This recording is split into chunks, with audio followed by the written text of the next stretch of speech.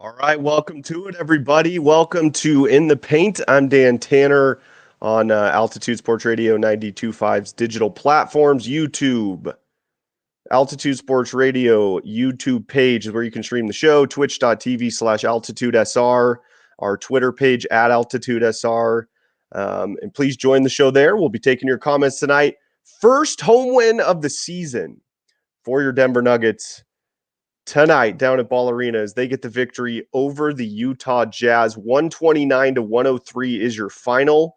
Lots to get into in this game. There were a lot of really, really good things that I thought I saw in tonight's game, and I'm sure a lot of you watching it thought as well. So let's just get into a couple of cutting room floor items before the game. Obviously, last night, Jamal Murray was hit in the nose facial area, had to go out of the game against the Timberwolves with a concussion. He was out again tonight. He is officially in concussion protocol. So we don't have a timetable on Jamal Murray as of right now. But I thought the Nuggets played really, really well in his stead tonight, in his absence tonight. And, cool moment for all the Buffs fans out there too. In fact, Vic and Demps just got done talking to Tad Boyle, the head coach of the CU men's basketball team.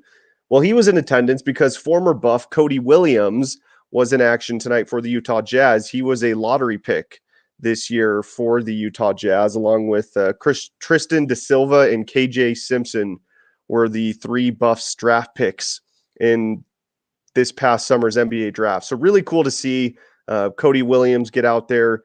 He had I thought he played okay in the first half. He didn't really get a whole lot going tonight. Like, he had that slash to the basket early on in the game, looks really athletic. He's a really young player. I mean, he ends up playing 20 minutes tonight, but only shoots 2 of 11 from the field and 0 of 5 from beyond the arc. But I'm excited to see where his career goes. I watched him play at CU. He was kind of in and out of the lineup with the Buffs with those injuries, but it was cool to see Cody Williams tonight, and I'm very interested to see where his career takes him. So obviously his brother Jalen plays for the Oklahoma City Thunder, and he's developed into a star NBA player. So Cody is the younger brother of Jalen Williams with the Thunder. So very interested in that. But like I said, no Jamal Murray tonight. So Russell Westbrook gets the start. I kind of figured that would have been the case.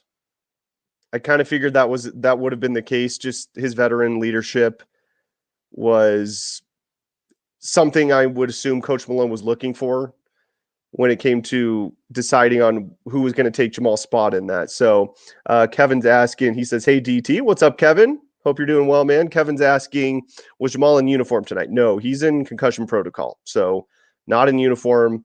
There's no timetable, it's kind of the same thing in every sport with concussion protocol, maybe except for the NFL, because they probably don't care as much, sadly.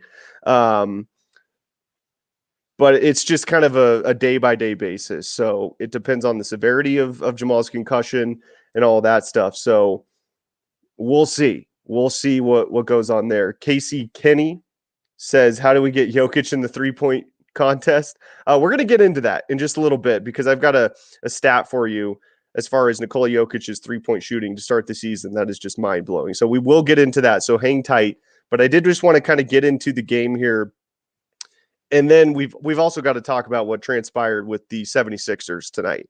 I don't know if all of you out there watching, listening, happen to see what took place there with Joel Embiid, but it was very interesting, to say the least, what happened in the 76ers postgame locker room. So we'll get into that as well. It involves a local reporter there that covers the 76ers. So we'll definitely get into all of that. But as far as the game tonight goes, Michael Malone said something that it's pretty obvious to everyone that this needs to take place.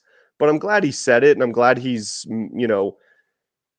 sending the message out there to his guys. He said, "We need Michael Porter Jr. and Jamal Murray to be great for us. Not good, great." And I tell you what, MPJ must have heard that loud and clear because he started this game on absolute fire. In fact, he was 4 of 4 from the field with 3 3-pointers and 11 points like midway through the first quarter. So excellent start for Michael Porter Jr. tonight. He gets 20 points again tonight, finished with 26 last night in Minnesota. So, I said at the beginning of this year, Michael Porter Jr. needs to be in the 20 to 22 points per game range this season for the Denver Nuggets in order for them to be legitimate championship contenders again this year. And he struggled out of the gate. He did. And Chris Dempsey kept telling me, be patient, be patient. He's going to get it going. Well, Dempsey was right, because over the last 2 games, this is the Michael Porter Jr. that this team needs for them to really make a serious run. Like, they need this version that we've seen over the last 2 games of Michael Porter Jr. That's the player that I'm looking for throughout the season. Now, this has always been sort of the deal with Michael Porter Jr. and kind of in the same vein with Jamal Murray, but I think even more so with Michael is consistency. Can he do this for, a month straight? Michael has had games like many games like this over the course of his career, but the problem is he has too many peaks and valleys. So I want to see Michael just smooth that out a little bit and be a little bit more consistent. But I tell you what, everyone, he was, over the last 2 games, and especially tonight, I thought his shot selection was excellent. His decision-making was excellent. And you can tell he's starting to find his shooting stroke. And man, is that got to be just one of the prettiest jump shots I've ever seen. I mean, it really is. And when Michael's set and he's square to the basket and he's in rhythm, that guy's deadly. So he just needs to continue to ramp it up but bring along the consistency with him, not only in his shot, but like I just said, his decision-making, his shot selection, both have been really, really good over the last 2 games. So that's something I'm looking for as far as MPJ goes to continue on through the year. But excellent game, I thought, from Michael Porter Jr. tonight. Now, the rotations were obviously going to be different tonight because there was no Jamal Murray, but there were a lot of interesting things that came out of the rotations from Michael Malone tonight. Well, so the first 2 subs were Peyton Watson and Julian Strawther. So Peyton came in for AG, Julian Strawther came in for Russell Westbrook. I thought those guys played their best games of the year so far, both of them. Hunter Tyson gets into the game in the first quarter. DeAndre Jordan gets into the game in the first quarter. Well, who did DJ get in the game for? Somebody we didn't see play tonight, Dario Saric. We're 5 games in, and Dario Saric is essentially benched for now. I'm not saying this is the end for Dario Saric, because I do like what he brings to the table, and I'm not going to sugarcoat it. He's been awful so far as a Denver Nugget in his first 5 games. And it would have been 6 games, but he didn't play tonight. But I tell you what, and I've asked this question too a lot, and I've seen a lot of fans ask it on here and on our midday show with Scott Hastings, D-Mac, and Tyler Columbus. Why is DeAndre Jordan on this team? Why? Especially when he doesn't play a whole lot. Like, hardly at all, really. In fact, I didn't even know if he was really going to end up playing whatsoever this year. But I tell you what, when he got into the game tonight, the energy completely changed. I thought he was really active around the rim on both ends of the floor. And there was something that happened towards the end of the game that I caught. Peyton Watson walking over to the sideline, and DJ just comes up to him and gives him a huge bear hug. And that really struck me because, yeah, DJ's not the player he was 10 years ago. There's no doubt about that. And how much can he offer this team on the court? I don't think it's a whole lot. In fact, I thought tonight was honestly pretty surprising, like how well he played. But I tell you what, the influence he has with the young guys on this team is immeasurable. And I've seen it over the last 2 or 3 years he's been here, but especially this year with how many young guys they have. I think that's invaluable. And I think we're really figuring out why Michael Malone was so insistent on DeAndre Jordan continuing to be a part of this basketball team. Now, here is your first secondary lineup that got into the game tonight. It was Russell Westbrook, Julian Strawther, Peyton Watson, Hunter Tyson, and DeAndre Jordan. And to be honest, the first stint they had at the end of the first quarter, I thought they played really well. They built up, they got the lead up to 17 points at one point. And by the end of the first quarter, they gave up a little bit, like a 6-0 run there at the end of the first quarter. And it ended up being a 37-26 lead for the Nuggets after the first. But that first stint at the end of the first quarter, I thought, all things considering what we've seen from the bench so far this year, I thought was excellent. Now, the start of the second quarter, they got outscored 14-5 by the Jazz to start that second quarter. The Jazz actually pulled to within 2 after the Nuggets had built up a 17-point lead in that first quarter. So they kind of came down to earth a little bit, but I thought they started playing well in the second half of this game as well. But the starters get back in. It was 42-40. You've got Porter, Christian Brown, MPJ, Jokic, and Hunter Tyson was out there with the starters. I mean, how about that? You think Coach Malone wants to see what this guy can bring to the table, and you think Coach Malone trusts him to do that? Sure seems like he does. And Hunter Tyson is a Michael Malone type of player. He's going to play his ass off when he gets in there all the time. That's why he loves Russell Westbrook. That's why he loves Jamal Murray. But that was really cool to see. Like, he left Hunter Tyson in the game with the core four. So, and he played well. I mean, he had a career high tonight in points. His previous career high was 5. I think he finished with 7 tonight. Let me make sure I get that right here. Hunter Tyson finished with 7 points tonight, 2 of 5 shooting, 0 of 2 from 3. The shooting will come along. Like, I've seen him in summer league and in preseason and in practice. He can stroke it.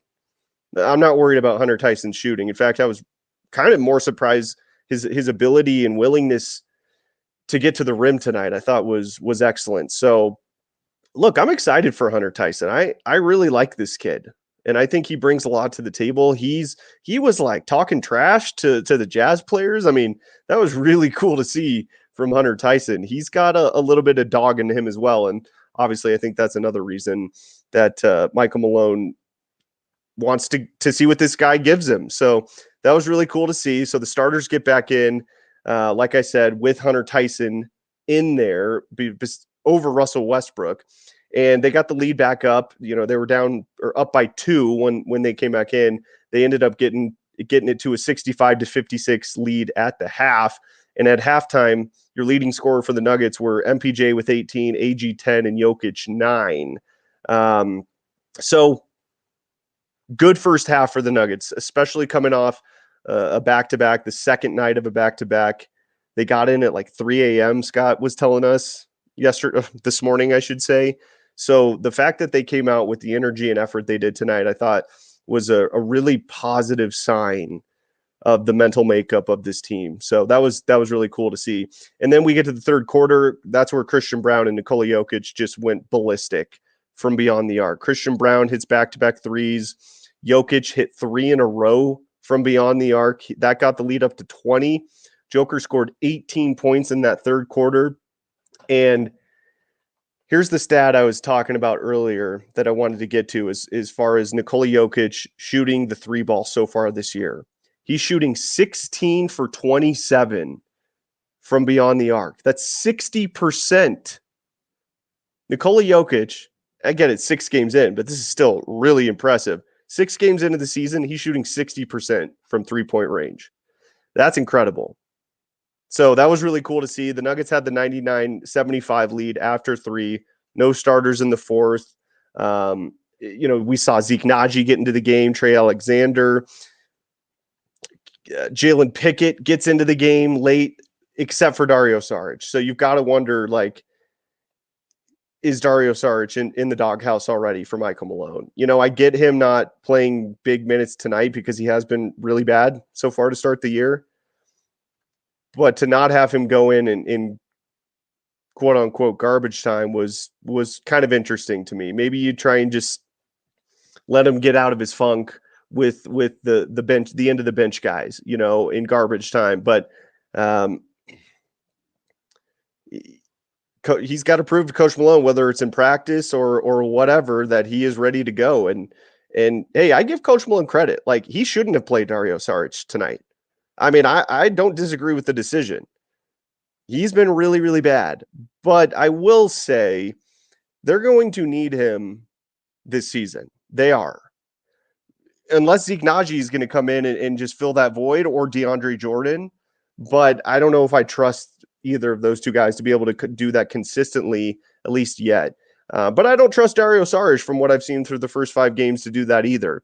So that's going to be an area where, golly, the Nuggets have really had this issue since Mason Plumlee left, of like a backup big who can come in when Joker goes out and just help the second unit like run the offense on a average sort of basis. Like, I'm not asking these guys to do anything special. Just come in and tread water when Joker is not on the floor.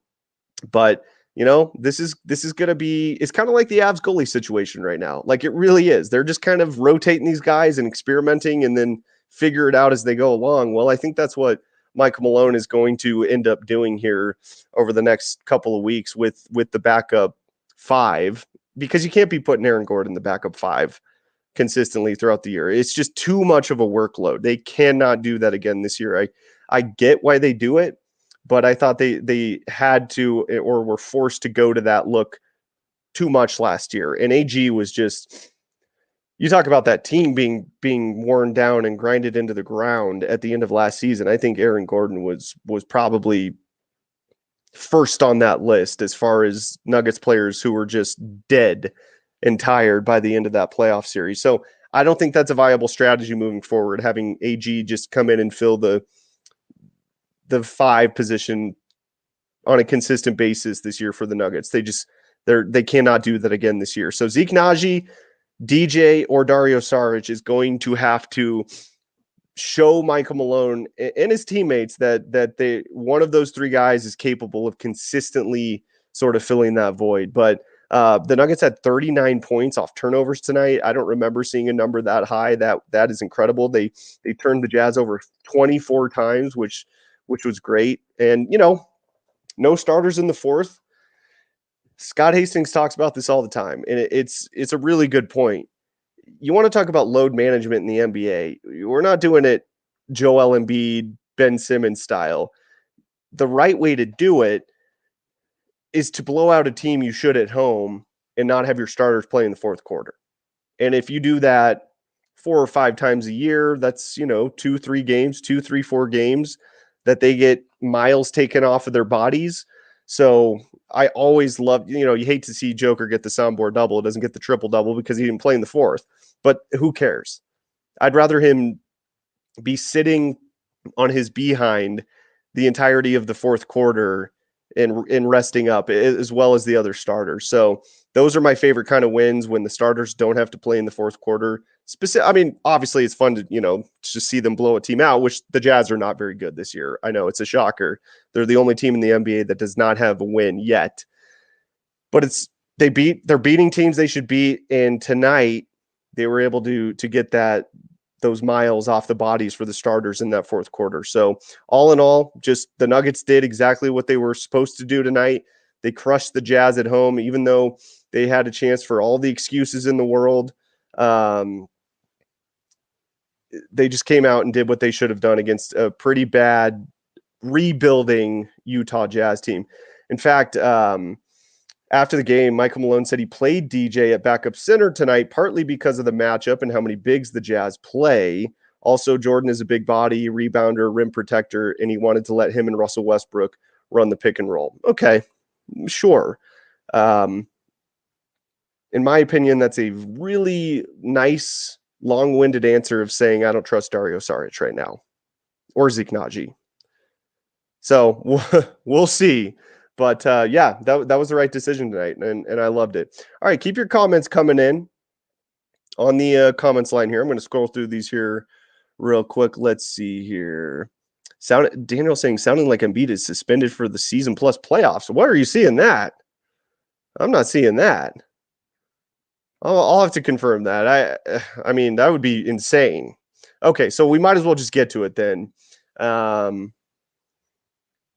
Nuggets win was the biggest news locally, but nationally in the association, the big news was what transpired between Joel Embiid and a Philadelphia Inquirer writer who wrote a piece on Joel Embiid that had some shots taken at his son and his Joel Embiid's brother, who passed away Joel Embiid's rookie year in the NBA. In fact, I just got to pull up, I bookmarked the exact quote in the article. So I just got to pull that up here real quick because I want to read this to you all because it is, I want you to tell me if you think that this is well, now I lost it. Well, I'll get to it here in a sec, but basically it said that Joel Embiid doesn't work hard in the offseason. He comes in out of shape. That's why he's missing all these games. He talked about his son and his brother passing away. And it was a very, like, I'm trying to think of the right word to describe this. It almost seemed like a vindictive type of article. It was very weird, to say the least, but yeah, not good. So what ends up happening is after the game, Joel Embiid confronted this guy, the reporter, in the locker room, in the Sixers locker room after the game, and shoved him. So Shams reported Joel Embiid got in an altercation with a columnist following tonight's game in Philly. Embiid took issue with a recent column that referenced his late brother and son, and Embiid shoved the columnist. That's from Shams. He also added there was no punch thrown, but he did shove the columnist. Yeah, that's not good. Things are not going well for the 76ers. I mean, Paul George was their big offseason acquisition. He hasn't played yet this year, and neither has Joel Embiid. And he's going to be suspended for this. I mean, there's no doubt. Now, somebody in the comments was saying for the season and playoffs, I seriously doubt that would be the case. I could be wrong, but I would be shocked if that was the the end result or the suspension for Joel Embiid. But okay, I found the quote. This is what the article says that was somebody pointed out could have been the thing that upset Joel Embiid the most. Quote, Joel Embiid consistently points to the birth of his son, Arthur, as the major inflection point in his basketball career. He often says that he wants to be great to leave a legacy for the boy named after his little brother, who tragically died in an automobile accident when Embiid was in his first year as a 76er. Well, in order to be great at your job, you first have to show up for work. Embiid has been great at just the opposite. Now, in his 11th season, he consistently has been in poor condition. This poor conditioning apparently seems to have delayed his debut this season. Embiid won't play in Wednesday's opener or the next two games. So this obviously was written right before the season started, I guess.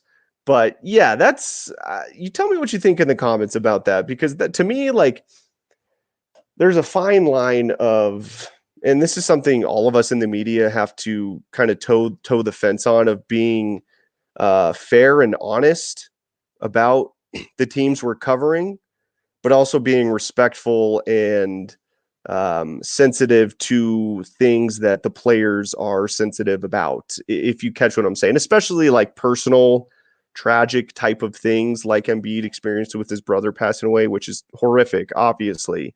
So to me, that's a little bit of a weird thing to throw in the article. It's a little bit of a low blow. And quite honestly, like, I don't really know what that has to do with Joel Embiid not playing and being out of shape. This just doesn't make sense to me. So let me know in the comments. We'll go over that. But that was something that I saw tonight that I was just like, wow, that is absolutely wild. So Teddy KGB says Embiid was looking for an excuse not to play. Well, he wasn't in Denver, so that's usually when he's looking for an excuse not to play. So that's a little bit interesting. Ray Montez, what's up, Ray? How you doing? Ray says Dempsey needs to be patient. Also, like you said, he can average 20 every game, not just over a 10-game stretch. Yeah, no, I was saying Dempsey was telling me to be patient because I was like, what's going on here? Dempsey was the one telling me, hey, just be patient. He'll be fine. And, there's still ways to go. Like, I need to see more from Michael Porter Jr., consistent wise out of him, but it's a good start. I mean, these last two games have been absolutely fantastic. 26 in Minnesota, 20 tonight. It's 23-point average. If MPJ can average 23 points a season for the rest of the year, that would be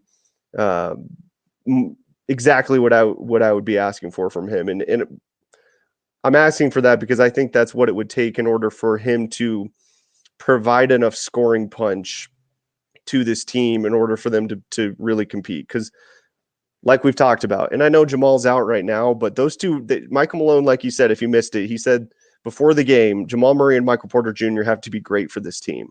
And I couldn't agree more. I mean, especially with how this team is constructed, you're paying four guys essentially a max contract, basically. I mean, MPJ's like just under, AG's like 10 mil under, Jamal's is just a tad under. It's not like the true max, but they're basically all max contracts when you get down to the nitty gritty. So with the CBA and how it's constructed and with how this team is built and paid, those four have to be like superheroes this year. I mean, seriously, like that's what it's going to take. Now, I think they're capable of doing that. Obviously, Nikola Jokic is more than capable of doing that. I think Aaron Gordon is in for a career year. He looks phenomenal. Christian Braun, he's been better than I would even have imagined. In fact, he's averaging like 14 points a game so far this year. KCP, he averaged like 10.5 points a game when he was a Denver Nugget. So the question was offensively. We know how good of a defensive player that Christian Braun was and is, but offensively, his two-way game, he's been special. I mean, I tweeted out tonight, like, if he keeps this going, he might make the All-Star team this year. And I mean that. Now, is he going to keep it going to this degree? We'll see. But he has been really, really, really good for this team so far. And he's been, in my opinion, so far, the second best player on the team so far through the first 6 games of the season. All right, Teddy says DJ is an excellent rebounder. He can play 10 minutes a game. That's something I've thought about, Teddy. I do agree with Coach Malone. Like, a lot of that is matchup based, but like, here's what I don't understand about that. If it's based on matchups, which I get, it feels like last night against the Timberwolves would have been another game where like those matchups would have made sense to play DJ 10 minutes against. And I know Cat's gone, but they still got Rudy Gobert.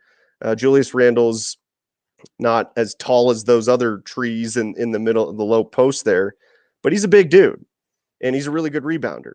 So that was a little bit something I was curious about. Maybe, and you know what, really what it comes down to is I think he was just trying to get one more look at Dario Saric before he pulled the plug. I mean, and that's what happened tonight. So Kevin says DJ is like a player coach.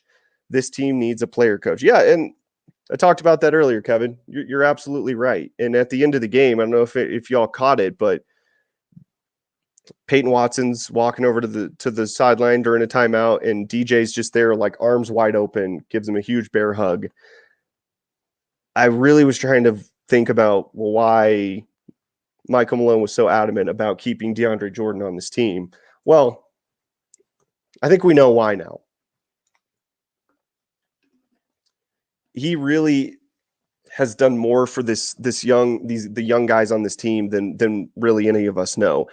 And to a certain degree, I think Russell Westbrook's going to do that too. In fact, Katie and Scotty and Marlo on the broadcast tonight were talking about how big of an influence Russell Westbrook was on Peyton Watson. They're both SoCal guys and both UCLA guys, and Peyton Watson looked up to him, and they told a fun story about how DeAndre Jordan called Peyton Watson to tell him Russell Westbrook was coming to the Nuggets. It was Russell on DJ's phone say, hey, let's get it going. I'm coming to your team. So that was just kind of a cool moment there. So Russell gives you more on the court, obviously, than DJ, but the value that those two have with the young guys, and there are a lot of young guys on this Denver Nuggets team, is it's incredible, and it's really immeasurable how much they're helping these young guys out. So really, really cool to see. Let's see here. Embiid is employing a new load management strategy. Yeah, that's to say the least. He's going to get suspended. I mean, I would be shocked. A lot of guys in the NBA have been suspended for much less, and physically assaulting a reporter in the locker room has got to be up there. And look, I get it. Like, you could say, oh, he assaulted him, he just shoved him. Well, okay, fine, but you can't do that. You just can't do that at all. It would be the same thing if a reporter were to shove a player. I mean, they'd be fired probably. They'd definitely have their credential taken away and probably be banned from covering the team. And also probably be fired. So that's just, man, if you're worried about this Nuggets team and what sort of the mini drama we had over the summer, like we've talked about with the reported rift between Malone and the front office, could be worse. You could be a 76ers fan and going through this bull crap right now. So yeah, it's very interesting to see what's going on with the 76ers. And by the way, like, the whole Embiid Joker comparison for those, like, what, 2.5 years is just, looking back, I mean, at the time I thought it was dumb, but especially looking at it now, what the hell was that about? I mean, my God, Nikola Jokic it's not even close who's the better player. And I'm not even talking from like a games played being healthy or versus not healthy perspective, just on the court. I mean, Joel Embiid's a great player when he's healthy and he's in there. But the things Nikola Jokic does for his team is immeasurable, and it's head and shoulders above what Joel Embiid has ever done for the 76ers. So take that for whatever it's worth. Teddy again asks, will Westbrook survive the season? Well, Teddy, what do you mean by that? Like, is he going to be able to hold up? Correct me if I'm wrong. If that's what you're getting at, I'll tell you this. He looks in great shape, and he's played every back-to-back so far. I told the story the other night where he went and sat with Michael Malone on the team plane, and they were traveling to Brooklyn after their game in Toronto, and coach asked him, like, hey, you're a 17-year vet, back-to-back, you good to go? And he's like, oh, I'm good to go. Don't even worry about it. So as far as, Russell Westbrook's ability to hold up during a really long, difficult, grueling season, I don't see any problem there. And he's been an Iron Man throughout his career. So I don't think that's a big deal. Who dis? Not DMAC. Yeah, I'm Dan Tanner. Hi. I'm DMAC's producer. DMAC might be joining me on the show here in a bit. He's in the locker room getting sound and all that good stuff. So not exactly sure, but I'm posting this on DMAC's Twitter, our Altitude Sports Radio YouTube channel, our Twitter. Just, we're trying to get it in as many places so you all can access it as easily as possible. We're also on twitch.tv/altitudesr if you're ever on there, and you can listen to the show that way as well. So really appreciate y'all tuning in. I love interacting with all of you. It's been a pretty interesting start of the season so far. The Nuggets are beating the teams they're supposed to beat, and they're losing to the teams that, at least right now, look like they're better teams than them. And honestly, they very easily and should have won the game last night in Minnesota. Like, I still think the Nuggets are a better team than the Timberwolves. I do. I mean, Joker said after the game last night that he's got to be better down the stretch. I mean, he was phenomenal in that game, but he did miss like 3 or 4 fairly easy shots in that game, and he put the blame on himself. So if Joker hits 1 or 2 of those shots, the Nuggets win that game, and we're talking about a 4-2 team, not a 3-3 team right now. So how you feeling, Nuggets fans, after the slow start to the year? Michael Porter Jr.'s slow start, the bench struggling. Tonight was a good night to sort of take a deep breath and just say, okay, this team is still pretty damn good. And Nikola Jokic is still by far, not just by a little bit, but by far the best player in basketball. I mean, there's no doubt about that. He's absolutely phenomenal. I mean, he's averaging a triple-double so far to start the season. In fact, Marlo was saying on the broadcast that he thinks Joker can lead the league in assists, which I do too. Joker's third right now as far as assists per game goes, total assists throughout the season. But that's more of like a team stat to me, because his teammates have to knock down those shots in order for him to lead the league in assists. So can they do it? Well, look, if you get Jamal back and healthy and he finds his shooting stroke and Michael Porter Jr. continues to play like he has over the last 2 games, and Aaron Gordon continues to stroke the 3 ball like he's been doing, like, my God, that's been phenomenal.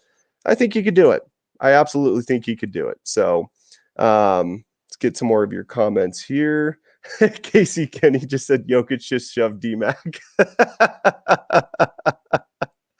Now, that would be news. That would be news. But honestly, would it surprise anybody? Like, if we're being honest, no, I love D-Mac. But, he says things that gets athletes going sometimes. There's no doubt about that. He has to keep Talib if he shot himself. So that's what you got to love about D-Mac. Like, he is not afraid to ask any of the tough questions, and hate him or love him, he asks the tough questions. And that's one of the things I love most about D-Mac. So, but I love that comment. That was great. Let's see here. Let's go to JP Rose comment. KCP was a good defender and shot the 3 at a high percentage. He played his role well and was a good teammate. Losing him hurts, and the Nuggets' depth, and that's why it was a big deal to lose him. No, I'm with you. JP. I mean, I love KCP. He helped this team win their first ever championship, and they don't win that championship without him and Bruce Brown. But my point is, like, and Michael Malone agrees with you too, JP, because he was not happy that they were not able to re-sign KCP. Let me tell you that. I know that. But man, it helps a little bit when Christian Braun comes out of the gate playing like an all-star. I mean, he's been phenomenal this year, like truly phenomenal. So his 3-point shooting percentage is like 5 percentage points below what KCP shot when he was here. But okay, I think Christian Braun's better at cutting to the rim and getting to the basket. So yes, he's not as deadly of an outside shooter as KCP is, but he's better in other areas on the offensive end of the floor. And I mean, just look at the dunk he had last night over Rudy Gobert. Like, KCP can't do that. He can't. He's a better shooter, no doubt, but he can't do stuff like that. So, you take away a little bit of the shooting prowess from your backcourt, but you insert a guy who is super athletic, hyper competitive, is just a firecracker when he's on the floor, plays great defense, slashes, cuts to the rim all the time. And he hit, what was it, 3 3-pointers tonight? Let me check the box score here. What did Christian Braun? Hey, he was 3 of 5 from beyond the arc tonight. 6 of 11 shooting overall from the field. 3 assists, 2 steals, only 1 turnover. He was a plus 21 with 17 points. If KCP has a game, let me put it this way. If KCP was still on this team in the starting 5 and had this start to the season Christian Braun has to date, what are we saying about KCP? Damn good start to the year. Really good start. So I get it. JP chimes back in. I want to get your guys' comments here. Nuggets only have 6 guys. That's a problem. And JP, that's something I've talked about as well. That is the most concerning thing by far in this team. Now, I will say Julian Strawther played really well tonight. I thought it was his best game of the early season. 7 of 11 shooting in 19 minutes, 3 of 6 from beyond the arc, 19 points in a plus 12 off your bench. The bench who was putrid the first 5 games. I mean, that's a good sign. And I pinpointed Julian Strawther as a guy who I thought was the most important bench player this year for the Nuggets because of his ability shooting the basketball. That's what the bench unit desperately needs, is a guy that can come in and not only shoot from the outside, but just score the basketball. Like, they just need somebody off of the bench unit to produce points for that second unit. So he's obviously struggled to start the season as well, but he got it going tonight. And Hunter Tyson, I mean, who saw this coming? He's not taking the world by storm or anything like that. Don't get me wrong. I'm not trying to like fluff him up or anything like that, but he's been solid when he's gotten in there. And Coach Malone obviously trusts him. That's why he played 20 minutes tonight. In the second quarter, when the bench went out, he stayed in the game with the starting unit. That's a good sign. If Hunter Tyson is getting those kinds of minutes, like there's a difference between getting rotation minutes and the type of minutes Hunter Tyson got tonight, which was partly rotation minutes, but he also got a run with the starting unit. And I thought he looked really good during that stint. So that was really cool to see. Peyton Watson, again, didn't shoot the ball particularly well tonight, only 2 of 9 from the field, 8 points, did get to the free throw line 4 times and hit all 4 of those, but he pours in 8 points. He's had a really bad start to the year. And for him and Julian Strother, this was their best games of the season. And just the bench overall, I thought was by far points wise was their most productive game so far of the year. So, that's kind of what we're trying to figure out, JP. It is. Who are going to be the guys to step up outside of the top 6 that you mentioned? That's what Coach Malone's job is to figure out right now. And who's going to be, like we talked about earlier, the guy to come in when Joker's off the floor and play the 5 effectively. Like they don't have to be anything crazy special. Just a guy that can get in there, run the offense, get guys where they need to be, rebound the basketball, play good defense, and pour in, 8 points a game, something like that. That's all they need. They don't need anything crazy out of their backup 5. But 6 to 8 points a game from either Zeke, DJ, or Dario Saric, I don't think is asking a whole lot. And I think all 3 of those guys are capable of doing that. So we'll see. But great stuff. Great stuff, everybody. Really appreciate your interaction. We'll be back coming up on Monday. The Nuggets are in the middle of a 5-game homestand. So this is the time to get right. And I know the Nuggets wanted to come out tonight and really put on a show for the home crowd because they lost their first 2 games at home, which historically, at least in the Jokic era, and really the Melo George Karl era too, this team has historically been one of the best home court teams in the NBA. So they wanted to come out and get this one tonight, especially, like I said, against one of the worst teams in the NBA. Let's be honest. The Jazz are in full rebuild mode, and they've got some young pieces that I like. Cody Williams being a part of that. Lauri Markkanen didn't play tonight either. That didn't help the Jazz. He's probably their best player. But coming up on Monday, you've got the Raptors, and then you've got a rematch with the Oklahoma City Thunder, then Miami, then Dallas. So you got to get the victory if you're the Nuggets over the Toronto Raptors, who you just beat early last week. And then it's a tough 3-game stretch. The Thunder, the Heat, and the Mavericks. That's going to be a true early season sort of litmus test for this young Nuggets basketball team. In fact, let's see. Let's take a look at the standings here real quick before we go. So the Thunder are 6-0. They're the only undefeated team in the Western Conference. The Cavs over in the East are 7-0 to start the year. How about that? Donovan Mitchell hit a game winner tonight. That was incredible. I don't know if you get a chance, go check that out. It was a wild ending to that one, and that made the Bucks 1-5. So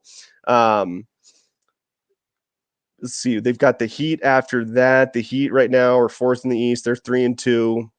And then the Dallas Mavericks, who went to the finals last year, are 3-2 on the year. So after the Raptors game, and that's not like a layover game. Like they've got to come out and be on their toes for the Raptors. They've got some good young players. We'll see if Scotty Barnes plays. I'm not sure what his status is. I know he got hurt in the Nuggets game late last week, so we'll see what his status is. Obviously, that would be pretty impactful, but 4 big games coming up. The last 3 on the homestand are the big ones: OKC, Miami, and Dallas. But it all starts coming up on Monday against the Toronto Raptors, and that's where we will talk to you all next. Appreciate everybody tuning in, and we'll be back on Monday for another edition of In the Paint. Good win by the Nuggets tonight. We'll see you all coming up on Monday.